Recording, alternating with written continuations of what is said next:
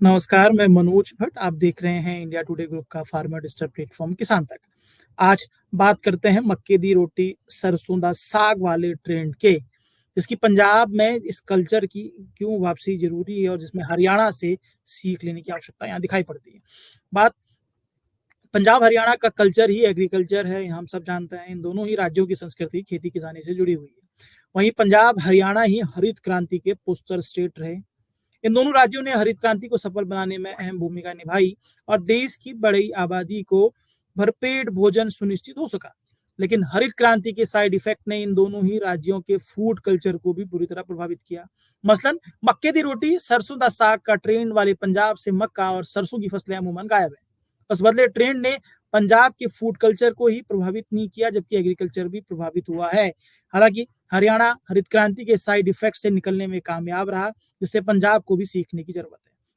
कुल जमा हरियाणा की राह पर चलकर पंजाब को फसल विविधीकरण पर जोर देना होगा, यानी मक्की दी रोटी, सरसों दा साग वापस मांगे पंजाब।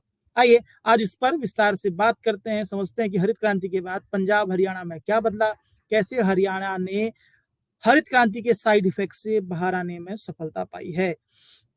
पंजाब में मोनोकल्चर, हर हरियाणा में बदला स्ट्रक्चर, इसको समझते हैं सबसे पहले। असल में पंजाब और हरियाणा देश में हरित क्रांति के पोस्टर स्टेट रहे हैं। दोनों ने हरित क्रांति को सफल बनाने में अहम भूमिका निभाई। नतीजतन दोनों ही राज्यों में गेहूं और धान यानी चावल की खेती का दायरा बढ़ा। उसके बाद से गेहूं और धान की खेती पंजाब और हरियाणा का कल्चर बन गई है, यानी दोनों ही राज्यों में मोनोकल्चर प्रभावी हो गया है। हरियाणा ने इस मोनोकल्चर के स्ट्रक्चर को बदलने में सफलता पाई है, लेकिन पंजाब में अभी भी मोनोकल्चर प्रभावी है। आंकड़ों से समझे तो हरित क्रांति से पहले यानी 1960 के दशक में पंजाब में धान का एरिया कुल खेती में सिर्फ 5% तक था, जो 2019 तक 40% तक दर्ज किया गया। यानी हरित क्रांति के बाद पंजाब में धान की खेती में 8 गुना की बढ़ोतरी हुई। वहीं पंजाब में गेहूं और धान के एरिया की बात करें तो हरित क्रांति के वक्त 37% कुल एरिया था, वो 2019 में अकेले 86% तक पहुंच गया है। कुल जमा पंजाब में मोनोकल्चर प्रभावी है। वहीं हरित क्रांति के बाद हरियाणा में धान और गेहूं का कुल एरिया 20% था, जो 2019 में 61% तक पहुंच गया है। मतलब पंजाब की तुलना में हरियाणा ने धान और खेती को पूरी तरह से प्रभावी नहीं होने दिया। ये एक बड़ी बात निकलकर सामने आती है। अब मोनोकल्चर से नुकसान क्या है उस पर बात कर लेते हैं। पंजाब और हरियाणा में मोनोकल्चर से कई नुकसान हुए हैं। धान की खेती में खर्च होने वाले पानी से पंजाब और हरियाणा के कई क्षेत्र में भूजल का स्तर बेहद नीचे चला गया है। दोनों ही राज्यों के कई क्षेत्र डार्क जोन में चले गए। तो वहीं एक ही तरह की फसलों की खेती से मिट्टी का स्वास्थ्य भी पूरी तरह से खराब हुआ है।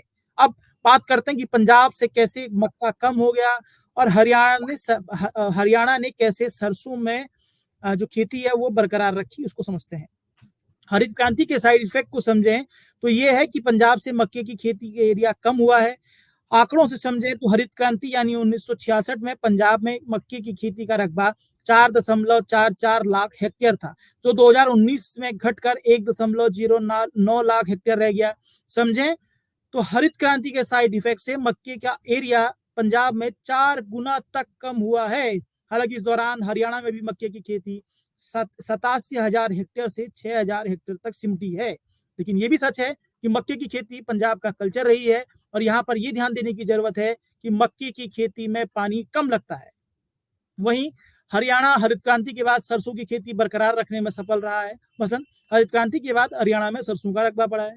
1966 में हरियाणा में सरसों का रकबा 1.98 लाख हेक्टेयर था, जो 2019 में 6 लाख हेक्टेयर को पार कर गया है। वहीं इसी दौरान पंजाब से सरसों की खेती का रकबा कम हुआ है। मसलन पंजाब में सरसों का रकबा 1.6 लाख जो 1966 हेक्टेयर 1 लाख हेक्टेयर था, जो 1966 में, जो मौजूदा 2019 में 30,000 हेक्टेयर तक सिमट गया है। कुल जमा हरित क्रांति से पंजाब में गेहूं और धान का रकबा बढ़ा और सरसों दा साग और मक्के दी रोटी का कल्चर कम हुआ, यानी कि दोनों सरसों और मक्के की खेती कम हुई। ये नुकसान यहाँ पर साफ तौर पर दिखाई पड़ते हैं। अब बात करते हैं कि हरियाणा ने ऐसे अपनाया फसल विविधीकरण। पंजाब में गेहूं और धान की खेती के एकाधिकार यानी मोनोकल्चर ने नुकसान पहुंचाया है। गेहूं और धान की निश्चित दाम यानी एमएसपी की वजह से किसान इन फसलों से दूरी नहीं बना पा रहे हैं। नतीजतन धान की खेती ने भूजल के गिरते स्तर को लेकर चिंता पैदा की है। वहीं हरियाणा ने फसल विविधीकरण का मंत्र अपनाकर मोनोकल्चर के खिलाफ स्ट्रक्चर खड़ा किया। मसलन हरियाणा सरकार पानी बचाने की मुहिम के तहत धान की जगह दूसरी फसलों की खेती करने और डीएसआर से धान बुआई पर सब्सिडी देती है। इसी तरह भावांतर पर दूसरी फसलों की खरीद का एक सिस्टम बनाकर किसानों को प्रोत्साहित किया जा रहा है, जिससे पंजाब को भी सीखने की जरूरत है, जिससे सतत कृषि प्रभावी तौर पर काम कर सके। ये एक छोटी-सी कोशिश थी, आपको ये हमारी कोशिश कैसी लगी ज़रूर बताइएगा। अगर हमारा कार्यक्रम पसंद आता है तो शेयर, सब्सक्राइब, लाइक ज़रूर कीजिए। इसी के साथ इजाज़त दीजिए, आप सबसे फिर मुलाकात होगी।